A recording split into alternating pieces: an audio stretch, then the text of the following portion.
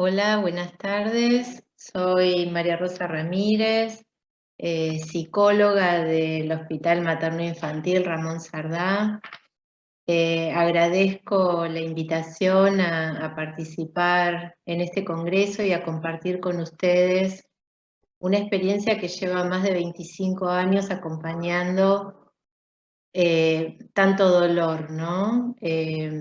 El evento de la muerte de un hijo es una de las situaciones de pérdida más dolorosas con las que eh, el sujeto se enfrenta. ¿Se escucha?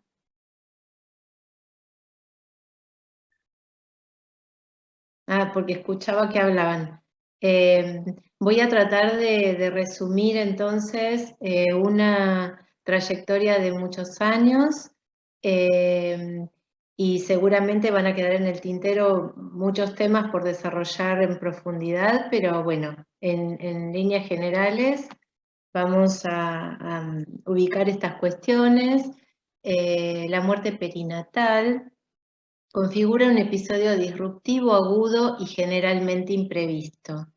Incluso en aquellas gestantes que cuentan con un diagnóstico de patología fetal, eh, también es inesperado el momento del desenlace. Provoca un efecto de conmoción tanto en los padres y en la familia como en el equipo de salud, que no queda exento de esta situación. Y es una situación en la que nos enfrentamos en la práctica cotidiana y que nos desafía como equipos de salud para lograr acciones sanitarias oportunas y eficaces.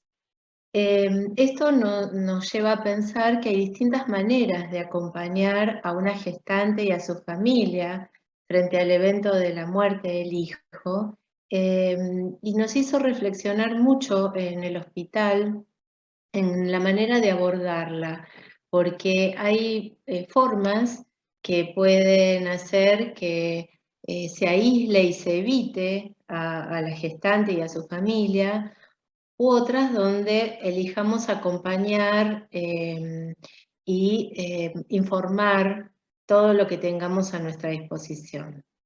Y les voy a compartir entonces ahora ese modo donde nos equivocamos, por supuesto que no voluntariamente, eh, es algo que es un mecanismo de defensa en el ser humano, donde a veces implementamos estos mecanismos de manera incorrecta y tratamos de desligarnos rápidamente de la situación. Les comparto ahora un ejemplo porque es muy gráfico para ponernos a pensar de una situación en un hospital del conurbano de hace unos años que salió en los medios, por eso se los traigo. Una pareja denuncia que en un hospital les dijeron que su bebé había muerto, pero no les entregaron el cuerpo. Y dice el papá: yo nunca vi el cuerpo. No la escuché llorar, solo la pude ver unos minutos, dijo la mamá. Y el papá dice: ella estaba sedada, se la sacaron y casi no pudo verla. La dirección del hospital dice: nunca se entrega el cuerpo de un bebé fallecido, aunque la madre reconoció el cuerpo. Fíjense, ¿no? El recorte de las frases. En el hospital solo le dijeron que no existe un certificado de función y que ningún familiar fue convocado a reconocer el cuerpo. Podemos estar ante la desaparición de un bebé vivo. Fíjense cómo va escalando la fantasía. Me inclino más porque sea el robo de un bebé. ¿Qué apuro hay de cremarla 48 horas después cuando la madre todavía está internada? Porque además se dio orden de retirar el cuerpito y de cremarlo. Todas estas situaciones que en este ejemplo están muy gráficas suelen suceder en nuestro trabajo cotidiano en las diferentes instituciones cuando intentan dar respuesta rápida a una situación de mucho sufrimiento que requiere de todo un proceso. Si bien hace muchísimos años que trabajamos en esto, en la maternidad Sardá, en el año 2009, un grupo de profesionales creamos el equipo de acompañamiento e investigación en mortalidad perinatal en el marco de maternidades seguras y centradas en la familia. Ustedes saben que este paradigma de maternidades seguras y centradas en la familia pone a las familias, a nuestros pacientes, como los verdaderos dueños de casa, corriéndonos del modelo hospitalocéntrico, asistencialista. Estamos para servirlos en los que ellos necesiten, y no todas las familias necesitan ser acompañadas de la misma manera. ¿Quiénes somos?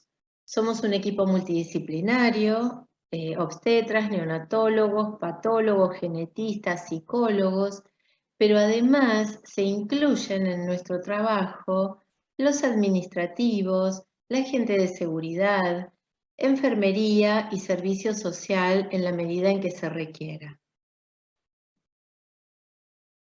Entonces, ¿qué hacer cuando una pareja se enfrenta con esta situación de pérdida, que decíamos que era una de las más dolorosas de las pérdidas a las que se enfrenta el ser humano, la muerte de un hijo? ¿Qué hacer con la tristeza? ¿Qué hacer con el dolor? Me parece que ustedes no están viendo la animación de la diapositiva, pero bueno, yo avanzo. Es el equipo de mortalidad perinatal el que viene a dar una respuesta y a sostener a esta familia en sus dos pilares básicos, que son el acompañamiento y la comunicación. El acompañamiento se produce desde el mismo momento en que se diagnostica la muerte del hijo, y la comunicación también forma parte porque estamos permanentemente al lado de ellos, contestando sus preguntas, comunicándoles los pasos a seguir y tratando de que puedan encontrar algún sentido al sinsentido de esta pérdida. Esto a su vez, estar tan cerca de las familias, nos ayuda a corregir desvíos de las prácticas recomendadas en el manejo de mortalidad perinatal. ¿Cuáles son estas prácticas recomendadas? Entendiendo que el contexto es el de las familias en duelo. La primera con la que nos encontramos es comunicar la muerte de este hijo, que muchas mujeres pueden como anticiparse, pueden registrar el momento en donde dejó de moverse, el cambio de tonicidad en la panza, y comunicárselos es como ofrecerles la posibilidad de que entiendan qué era lo que les estaba pasando, pero es un momento de mucha conmoción donde rápidamente empieza a circular la culpa. Empiezan a preguntarse qué hicieron o qué no hicieron para evitar esto. Si hubieran venido antes a la consulta, si se hubieran dado cuenta que algo estaba pasando, si no hubieran tenido esa discusión, si no hubieran corrido un mueble, todo esto rápidamente empieza a aparecer. Pero si la culpa no va hacia ellas, va hacia afuera, va hacia el médico. ¿Qué no hizo el médico? ¿Cómo hubiera sido esto si me hubiera atendido antes? ¿De qué no se dio cuenta? Entonces es un momento muy difícil de abordar, y generalmente ya es el primer contacto que esta familia hace con salud mental. El otro momento muy recomendado es el del encuentro con el hijo. En ese momento en donde la mujer acaba de parir o acaba de tener su cesárea, consideramos que es el mejor momento para estar junto a ellos y conocerlos. No importa la edad gestacional de la que se trate, en la medida en que ellas quieran verlo. Tampoco importa si este bebé tenía una malformación, si nosotros suponíamos que esto podía generar un rechazo. Los obstetras se han capacitado muchísimo en mostrar a este bebé, en velar, tapar esa parte que a lo mejor no no era como recomendable que viera, según ellos, porque en realidad si esa madre, esa familia elige conocerlo, está en todo su derecho y vamos a ayudar a que lo haga de la mejor manera. Siempre la fantasía es mucho más tremenda que la realidad y siempre nos agradecen haber estado en ese momento. ¿Y por qué decir que el momento posterior al nacimiento es el mejor? Porque el bebito tiene la temperatura del cuerpo de la mamá, tiene un mejor color que si después lo van a conocer en la morgue. Si no lo pueden hacer, no se los vamos a exigir, les vamos a informar que esto se puede hacer posteriormente, pero en ese momento algún familiar lo tiene que ver por cuestiones legales y por las fantasías que a veces se despiertan. El otro momento es el de la autopsia, una práctica muy recomendada. Siempre tenemos el dilema de cuál es el mejor momento para ofrecer esto y cuál es la mejor manera de ofrecérselas. ¿Por qué? Porque la población tiene como muy incorporada la idea de la autopsia que se ve en las series, ¿no? En la televisión. Trabajamos mucho sobre este tema, cómo es una intervención cuidada, cómo es algo similar a una cirugía, donde se toman todas las muestras necesarias para poder arribar al mejor diagnóstico. La autopsia sigue siendo el gold standard en diagnósticos y no siempre nos da una respuesta exacta de qué es lo que sucedió, pero es una gran aproximación. A veces encontramos también la posibilidad de que a partir de ese diagnóstico haya que hacer otra cantidad de estudios e interconsultas, pero siempre les decimos a estas familias que su hijo tenía algo para contarnos y que la autopsia, seguramente después Cintia Hernandorena, que es parte del equipo de la Sardad, patóloga de la maternidad Sardad, les va a desarrollar mucho más este tema, cómo trabajamos en que esto es una gran oportunidad que no hay que desaprovechar, sobre todo para los siguientes embarazos.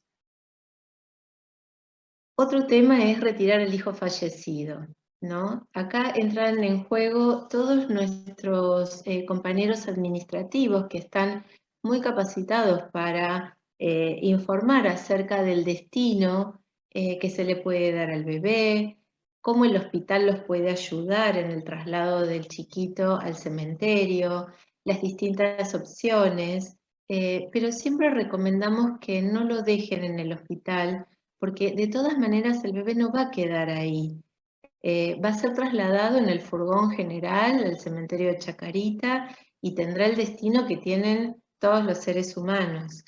Eh, las fantasías que despierta el dejar, no hacerse cargo de retirar al hijo, a veces son muy tremendas, como que va a ser un chiquito que va a ser utilizado como conejito de indias, que va a ser objeto de estudio, que se va a traficar con los órganos, y esto entorpece enormemente el duelo. Y el último punto es el de la devolución de los resultados, una vez que está realizada la autopsia, que dura solo un día el tomar las muestras, ya al día siguiente se puede retirar al hijo. Siempre lo recomendable es cuando la mamá esté de alta y ella pueda participar, ¿no?, de esa despedida. Después lo que realizamos es la devolución de los resultados de la autopsia y de todos los estudios que se pudieron haber realizado, sumado al análisis exhaustivo de la historia clínica. Entonces, hablábamos de la culpa. Tenemos una familia, tenemos una mujer gestante que comienza a desarrollar sus pensamientos, que construye teorías, que arriban a respuestas que no siempre son las acertadas, pero es necesario encontrar sentidos. Esto es imposible que no suceda, esto va a aparecer. Y es ahí donde nosotros trabajamos, porque las fantasías más frecuentes son las del robo del bebé, la del tráfico de órganos, de mala praxis, de ocultamiento, que algo no se les dijo, y la del hijo como objeto de estudios, como les decía. Todo esto, si no lo abordamos, va a ser un entorpecimiento al curso del duelo. Voy un poquito más rápido y les cuento entonces cómo es este dispositivo, ¿no? De cómo llegamos a los diagnósticos. Lo que hacemos, luego de que las familias autorizaron la autopsia, que a veces es el análisis de la placenta, cuando la familia no quiere que se toque el cuerpito del bebé, se trabaja con lo que tenemos y la placenta es un material que se descarta, entonces se analiza de todas maneras y se hace la devolución con esta información. Entonces realizamos un ateneo con toda la información que anatomía patológica nos ofrece a través de la autopsia y del resto de los estudios, con la historia clínica, como les decía, y con todo lo que la familia nos pudo haber contado en las entrevistas. Citamos a la familia telefónicamente para que concurra un día específico al hospital en el cual nosotros como equipo estemos preparados para recibirlo. Buscamos un espacio que nos garantice la privacidad. Esto no se hace en un pasillo, no se hace en un hall. Tenemos que tener un consultorio con una puerta donde la familia pueda escuchar y hablar tranquilamente. Y en esa reunión se seleccionan al menos 2 integrantes del equipo que van a tener que ver con la forma de devolución de los resultados. El obstetra generalmente está y el psicólogo también, pero puede que se agregue un neonatólogo si fue un bebito que falleció inmediato al parto o en los primeros días de vida. Puede que esté la genetista si se encontró algún dato de relevancia que requiera de consulta genética, o puede haber cualquier otro integrante del equipo de salud que requiera, del que se requiera su presencia en el momento de la devolución de los resultados. Ese día es un momento muy especial porque es un momento de reencuentro. Muchas veces es la primera vez que la familia concurre al hospital luego de que ha muerto su hijo y se ha ido del hospital con los brazos vacíos, ¿no? Y llenos de preguntas, o vuelven construyendo esas teorías, ¿no? ¿Qué es lo que pudo haber pasado? Las familias opinan, a veces aumentan la culpa, ¿no? Diciendo que por ahí no se cuidó lo suficiente o que no exigieron en el hospital todo lo que tendrían que haber exigido para ser atendidos de otra manera. Entonces es un momento de mucha carga emocional. Y es el momento en que ellos se sientan y nosotros les preguntamos cómo están, cómo estuvieron en este tiempo, qué es lo que estuvieron pensando y si tienen alguna idea de qué es lo que pasó. Tenemos roles muy definidos dentro de este momento de la devolución. El médico informa el resultado, aclara los ítems más complejos porque se hace una lectura del informe de anatomía patológica y se hace una traducción permanente de los términos que son muy difíciles de entender.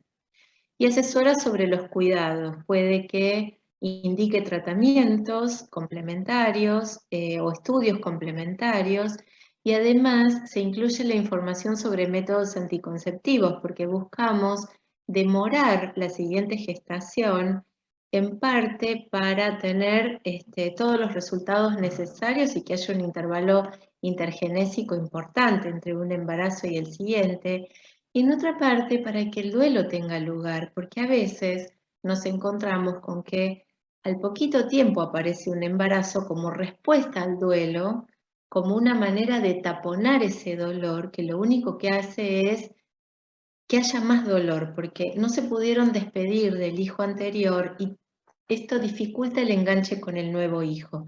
Se trata de otro bebé, se trata de otra historia, y si no está lo suficientemente acomodado lo anterior, complejiza la siguiente gestación. Lo que no les dije es que siempre nos dirigimos a las familias por el nombre del bebé. Nosotros hablamos les preguntamos cómo se llamaba el bebito que esperaba y nos dirigimos todo el tiempo, desde el momento del diagnóstico, nombrando ese hijo con este nombre o apodo a veces que la familia eligió. Esto es darle un lugar y esto es de alguna manera mostrar que es otro, porque cuando la muerte se produce adentro de la panza de la mamá, cuando la muerte es intraútero y todavía no se produjo la separación de ella y su hijo a través del parto, el duelo es más complicado porque no sabe mucho qué es lo que perdió y piensa que perdió una parte de ella. Es diferente cuando el bebito nace y fallece, no dentro del vientre de la mamá. El psicólogo, por otra parte, volviendo a los roles dentro de la entrevista de devolución de los resultados, es quien se encarga de facilitar la comprensión. Estamos muy atentos a las caras, a los gestos, a el momento en que surge la angustia, si hay un enojo, y no se van a ir de ese espacio hasta que no entiendan qué es lo que sucedió y que ellos puedan contarle a otros, porque les preguntamos, ahora cuando lleguen a casa, ¿qué les van a contar a sus otros hijos? ¿Por qué se murió este hermanito? ¿Por qué se murió este hijito? ¿Cómo se lo van a contar al resto de la familia? Y ahí nos encargamos de chequear muy bien el nivel de comprensión y que se vayan entendiendo, que nos hayan hecho todas las preguntas que necesitaban para encontrar una respuesta que no tiene que ver con la culpa. Esto va a facilitar que encuentren un nuevo sentido a esta pérdida y no que a veces la piensan como un castigo por algo que pudieron hacer.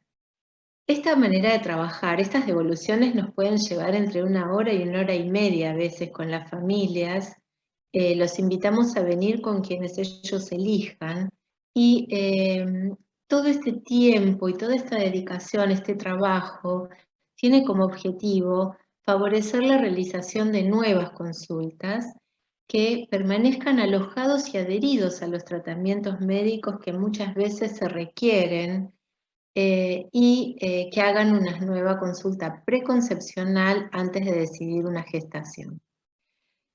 El equipo de acompañamiento e investigación en mortalidad perinatal, a través de esta modalidad de trabajo, promueve cambios en la cultura institucional que benefician tanto a las familias afectadas por el dolor como al equipo que interviene.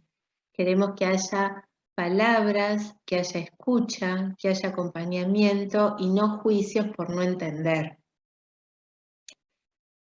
Y estas fotitos que ustedes ven acá, ya cerrando lo que traía para contarles, son obsequios y lo que nosotros también les entregamos a las familias, como la foto de la huellita de identificación del bebé, cuando vienen a la entrevista de devolución, a modo de un recuerdo simbólico que le da existencia a ese hijo.